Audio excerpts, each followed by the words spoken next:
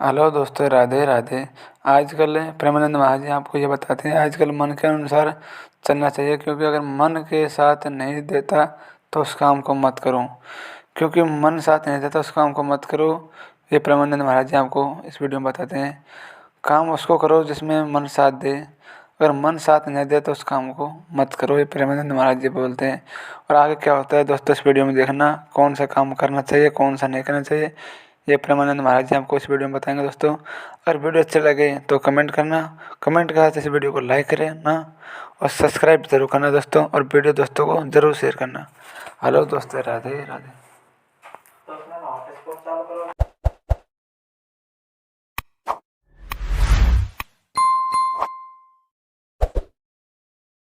सचिन शर्मा जी पंजाब से। गुरुदेव भगवान, आपके चरणों में कोटि कोटि प्रणाम। गुरुदेव, अन्य युगों में कई तरह के चमत्कार होते थे। अपने शरीर का आकार बदल लिया जाता था, कभी भी कोई गायब हो जाता था। ऋषि महात्मा अन्य युगों में चमत्कार सबके नहीं होते थे। जो उस प्रकार की सिद्धि प्राप्त करते थे उनको होते थे, सबको होते थे क्या? अब आजकल की साधन ही नहीं उस कोट की। नहीं, पहले जैसे सुनते थे कि ऋषियों के पास उनके मार्ग भ्रष्ट करने के लिए अप्सराएं भेजी जाती थी, सुना है आपने?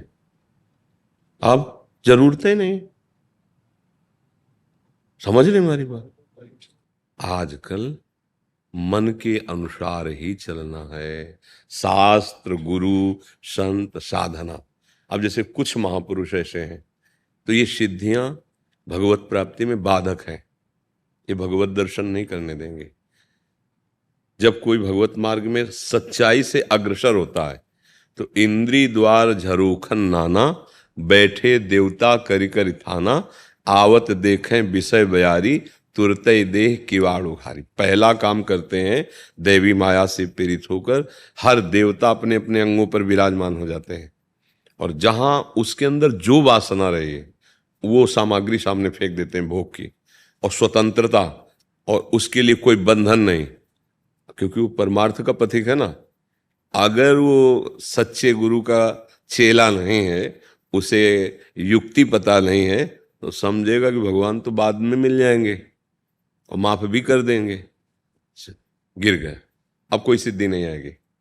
अब अगर उसको क्रॉस कर गया, किसी भोगों को नहीं भोगा, तब आगे ले रिद्ध सिद्ध पेरे बहु आई, बुद्धि लोभ दिखावे भाई, होए बुद्धि जो परम सयानी, तिंतन चितई न अनहित जा।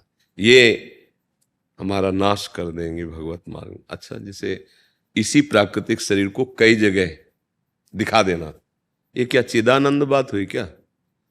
ये तो जादूगर भी दिखा सकता है, काट के नहीं दिखा देता। कई कितने जादू ऐसे आश्चर्य में। ये कोई जादू, ये सिद्धियां जैसे एक पर्वत में प्रवेश कर गया, एक ही समय में कई जगह वो बैठा हुआ है, दिखाई देगा सिद्धियां हैं, लेकिन उस सत्य वस्तु की जो परम बोध प्राप्ति है वो रुक गई। होय बुद्धि जो परम सयानी, तिंतन चितई ना नहीं जानी। इनसे हमारा अनहित हो जाता। हमारा जो भगवत प्राप्ति, जो मोक्ष पद, जो ब्रह्मबोध, ये रुक जाए। तो जो मार्ग के पथिक सच्चे हैं वो इनको क्रॉस कर जाते हैं। आता है जैसे आपकी जो योग्यता है उसके अनुसार आपको पुरस्कार मिलेगा ना, वो नहीं, नहीं अंदर आता है।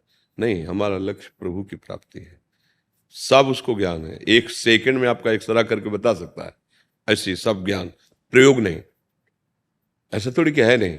अगर कहीं विषम परिस्थिति पड़ी या कहीं विशेष, जैसे भरद्वाज जी समस्त सिद्धियां थी, कभी प्रयोग नहीं किया, लेकिन जब भरत जी अयोध्या के पूरे परिकर के साथ पहुंचे तो एक ऋषि के आश्रम में इतनी व्यवस्था कहाँ हो सकती है? दो चार जन आवे कन्नू, फिर उन्होंने कहा कि अतिथि तो बहुत बड़े आए हैं भरत जी महाराज, और पूरी अयोध्या भगवान राम के प्रेम में। तो फिर कहा आज तक तो तुम्हें स्वीकार नहीं किया, आज तुम सफल हो, जाओ समस्त अयोध्यावासियों और भरत जी के लिए ऐसी व्यवस्था करो, देवराज इंद्र के पास भी जो वैभव ना हो। ऐसा ऐसा किया, वर्णन आता है। लेकिन भरत जी और भरद्वाज जी दोनों असंग रहे। ना भरत जी ने किसी सिद्धि के सुख को स्वीकार किया और ना भरद्वाज जी ने। अयोध्या वासियों की ये दशा थी। अब चूंकि महामहिम सिद्धियां है, ये दशा थी कि कभी इधर ललचा जाता मन तो कभी भगवान के वियोग में हाराम करके रोने लगते थे।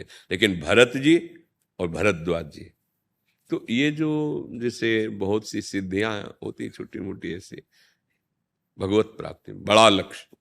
जो भूमा सुख का अधिकारी बनना चाहता है वो अल्प सुख का त्यागी होता है। ये सिद्धियां भी तो अल्प सुख प्रदान करने वाली है। जो आगे बढ़ता है तो फिर अणिमा, महिमा, गरिमा, लघिमा, ये सिद्धियां भगवत प्रदत्त होती हैं।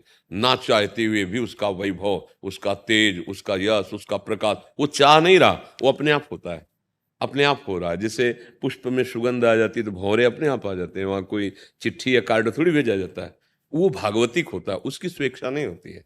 अगर स्वेच्छा से सिद्धियों को स्वीकार कर ले तो उसका भगवत मार्ग रुक जाएगा। आप समझ पा रहे? और कुछ प्रश्न? भवसागर से मतलब पार पाने का यही उपाय है, राधा नाम जपने। भवसागर से एकमात्र भगवद आश्रय लेकर कल यही चर्चा की थी कि प्रायः जैसे लोगों का भाव होता है कि हम किसी चमत्कारिक के पास जाएं और वो हमारा तत्कालिक दुख, जैसे आप किसी समस्या में, हर व्यक्ति कोई ना कोई समस्या रहती है कि उस समस्या से मुक्त हो जाए, तो हम कहते हैं कि ये सब कुछ नहीं है, जैसे हम कहते हैं ना, तो उसका हमारा भाव नहीं समझ पाते लोग। भैया हमारा मकसद ये है कि तुम एक टहनी छोटी सी काट दी, मान लो बहुत समर्थ हो, पर वो अभी 4 वहीं से और किनके निकलेंगे और पूरा वृक्ष है। हमारे दुखों की निवृत्ति हो गई क्या?